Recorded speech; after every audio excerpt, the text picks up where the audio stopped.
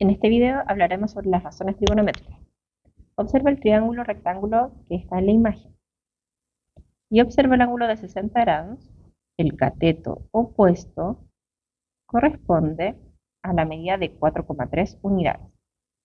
El cateto adyacente corresponde a una medida de 2,48 unidades y la hipotenusa de 4,96 unidades. Si hago la división entre 4,3 y 4,96, veamos qué obtenemos. En este caso acá, A es el valor de 4,3 y B es 4,96. Esta división me da 0,87. Observa que si agrando mi triángulo o lo hago más pequeño, esta razón no va a cambiar. Me da 0,87. Observa. Agrando mi triángulo, agrando mucho, sale incluso de la pantalla y puedes ver que esta medida 0,87 sigue siendo la misma. Han cambiado los lados, ¿cierto? Ahora me dice que el lado A vale 18,22 y el lado B vale 21,04, pero esta medida sigue siendo 0,87. Voy a reducir mi triángulo, mucho, ahí está. Mi valor de A, 3,02, ¿sí? Y mi valor de B, 3,49.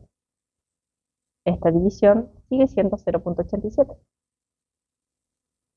¿Por qué si yo he cambiado el triángulo esto se mantiene? Lo que tenemos acá son triángulos semejantes. Si tengo los mismos ángulos interiores, 90 grados, 60 grados y 30 grados, y al cambiar, agrandar o reducir este triángulo, es como que yo tomar una fotocopia y estoy ampliando o reduciendo esa fotocopia. Pues sigue siendo en esencia el mismo triángulo con las mismas propiedades. La razón entre el cateto opuesto y la hipotenusa es lo que llamamos el seno del ángulo.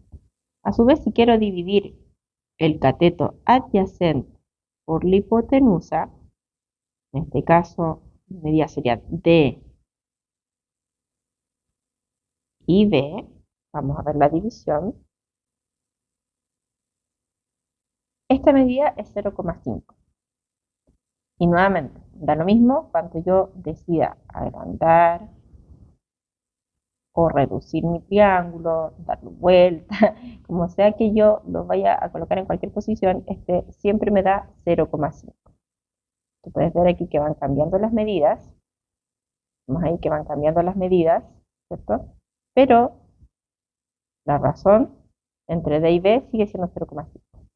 Esta razón entre el cateto adyacente y la hipotenusa es lo que llamamos el coseno del ángulo. Como ya puedes ver, no importa cuánto desea agrandar mi triángulo o reducirlo, al tener estos triángulos semejantes que comparten los mismos ángulos, vamos a obtener la misma razón. Vamos ahora a fijarnos en la división entre el cateto opuesto y el cateto adyacente. En este caso, cuando estoy mirando mi ángulo de 60 grados, mi cateto opuesto, enfrente de él, vale 6,79, que es el valor de A, y mi cateto adyacente son los 3,92, que en este caso está simbolizado como D. Entonces vamos a hacer la razón entre A y D. Esta razón nos da 1,73. Y nuevamente vamos a ver que no importa cuánto decidamos agrandar o reducir nuestro triángulo, ya que esta medida nunca cambia. Sigue siendo 1,73, o sea que las medidas de estos lados van cambiando. Tú los puedes ver acá.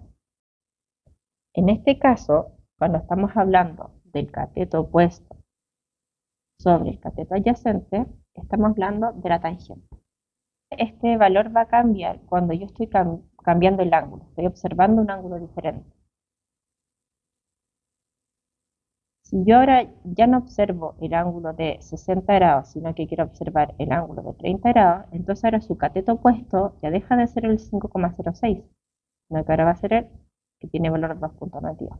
Si yo quiero calcular el seno del ángulo, va a tener que decir 2,92 sobre la hipotenusa.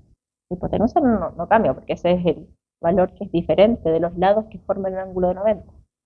Esta es nuestra hipotenusa siempre. Lo que va cambiando es el cateto opuesto o el adyacente, depende del ángulo donde estoy parado mirando. Cuando miro el ángulo de 30 grados, entonces el cateto opuesto ya no es el mismo. En este caso vale 2,92. O sea, acá tendremos seno de 30 grados es igual al cateto opuesto partido por la hipotenusa, que es 5,84. En este caso, entonces tendremos el valor de D sobre B, que es 0,5.